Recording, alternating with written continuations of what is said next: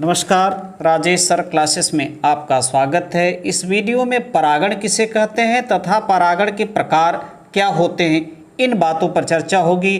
तो देखिए, परागण पोलिनेशन क्या होता है।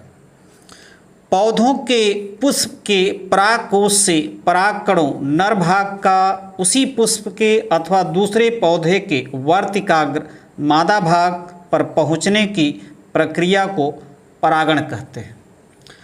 पौधों के पुष्प के परागकोश से परागकणों नर भाग का उसी पुष्प के अथवा दूसरे पौधे के वर्तिकाग्र मादा भाग पर पहुँचने की जो प्रक्रिया होती है वह परागण कहलाता है। अपरागण के बाद निषेचन होता है और निषेचन के बाद फल और बीज बनते हैं। तो आप चित्र में देख रहे हैं कि यह है वर्तिकाग्र, यह है वर्तिकाग्र यानी मादा भाग, यह है परागकोश जिसमें परागकण होते हैं, जिसमें परागकण होते हैं, नर भाग होते हैं। और परागकोश से निकल कर के परागकण जो होते हैं वर्तिकाग्र पर पहुंचते हैं। तो ये जो प्रक्रिया होती है क्या कहलाती है? परागण। और परागण के बाद निषेचन, और निषेचन के बाद क्या होता है? अंडाशय है, और यहीं से फल और बीज का निर्माण शुरू हो जाता है। तो ये जो प्रक्रिया है, केवल परागकोश से परागकण का वर्तिकाग्र पर पहुंचना ही परागण होता है, पोलिनेशन होता है। अब पोलिनेशन दो प्रकार का होता है, पोलिनेशन दो प्रकार का होता है। तो पहला देखिए, स्वपरागण। स्वपरागण सेल्फ पोलिनेशन क्या होता है? जब किसी पुष्प के परागकण उसी पुष्प के वर्तिकाग्र पर अथवा उसी पौधे के दूसरे पुष्प के वर्तिकाग्र पर पहुंचते हैं तो इस प्रक्रिया को स्वपरागण कहते हैं। जब किसी पुष्प के परागकण उसी पुष्प के वर्तिकाग्र पर अथवा उसी पौधे के दूसरे पुष्प के वर्तिकाग्र पर पहुंचते हैं तो इस प्रक्रिया को स्वपरागण कहते हैं। चित्र में देखिए, या तो यहाँ से परागकण निकलकर वर्तिकाग्र पर पहुंचते हैं उसी पुष्प पे या दूसरे पुष्प पर। तो यह जो प्रक्रिया होती है स्वपरागण होती है। वह पुष्प किसका होना चाहिए? इसी पौधे का होना चाहिए। तो यह प्रक्रिया क्या होती है? सेल्फ पोलिनेशन होती है।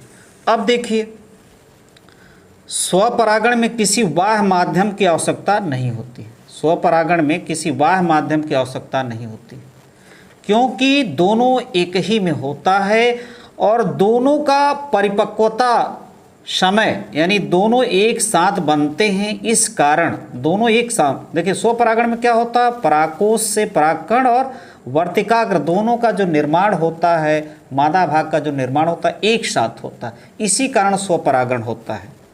तो स्वपरागण में किसी बाह्य माध्यम की आवश्यकता नहीं होती, दोनों नज़दीक होते हैं।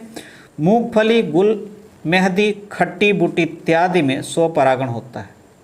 यानी स्वपरागण के लिए किसी माध्यम की, किसी साधन की आवश्यकता नहीं होती है। मूंगफली है, गुलमेहंदी है, खट्टी मिट्टी इत्यादि में स्वपरागण होता है।